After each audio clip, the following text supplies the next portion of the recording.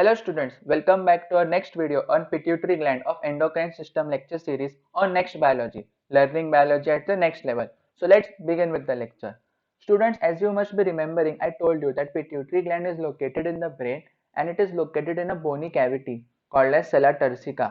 It is a depression in the sphenoid bone and it is attached to the hypothalamus above by a stalk called as the infundibulum. It is popularly called as the master gland in the body as it seems to control other endocrine glands also. Its size is compared to that of a pea size. Now we will study the same with this diagram.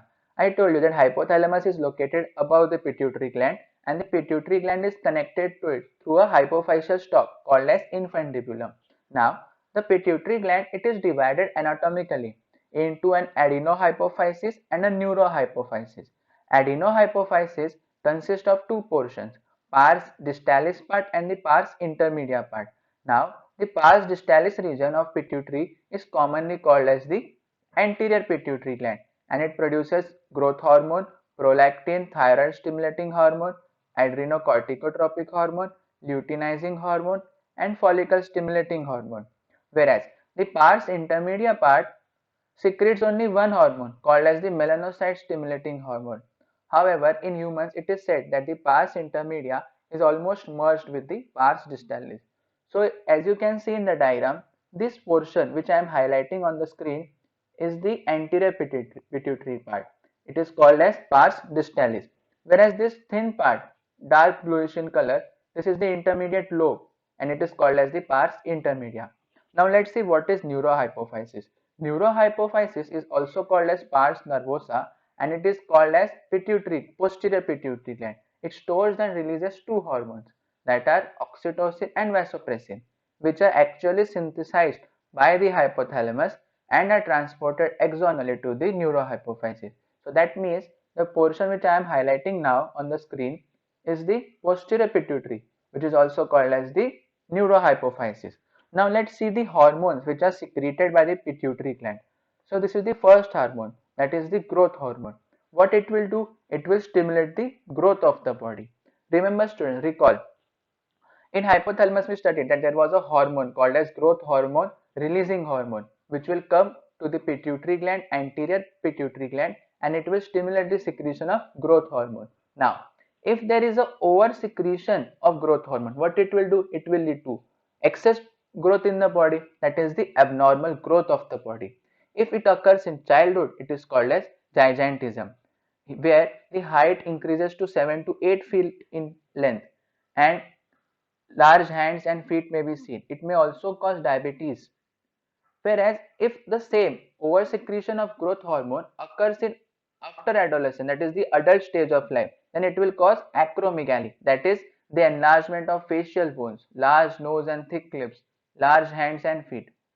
If on the contrary there is a hyposecretion or lower secretion of growth hormone, then what it will do? It will lead to less growth of the body, so that is the stunted growth in the body resulting in dwarfism.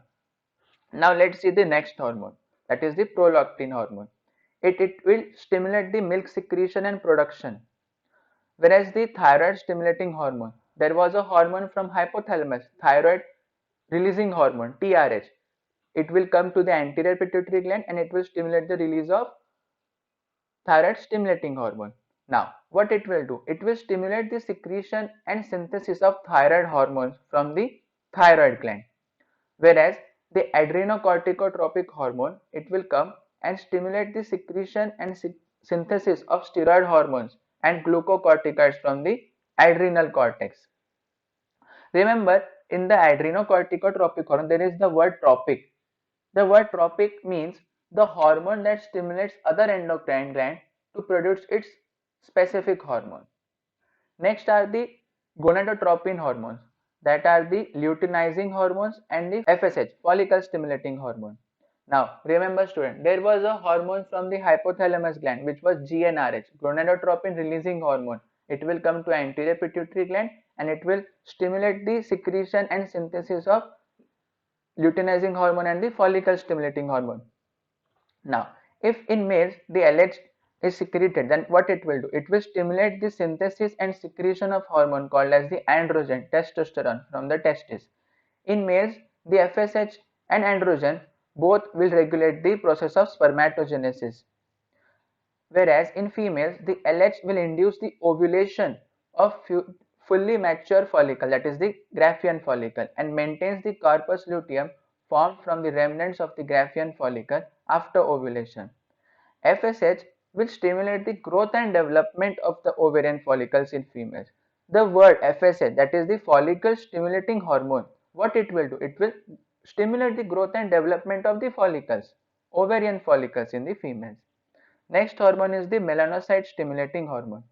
It will act on melanocytes, which are the melanin containing cells in the body, and regulate the pigmentation of the skin. Next are these two hormones, oxytocin and vasopressin. These two hormones are secreted or released through the posterior pituitary gland.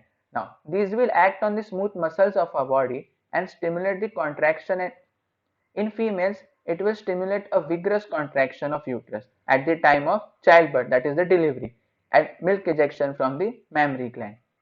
Whereas the vasopressin, it acts mainly on the kidney and stimulates the reabsorption of water and electrolytes by the distal tubules, and thereby reduces the loss of water through urine.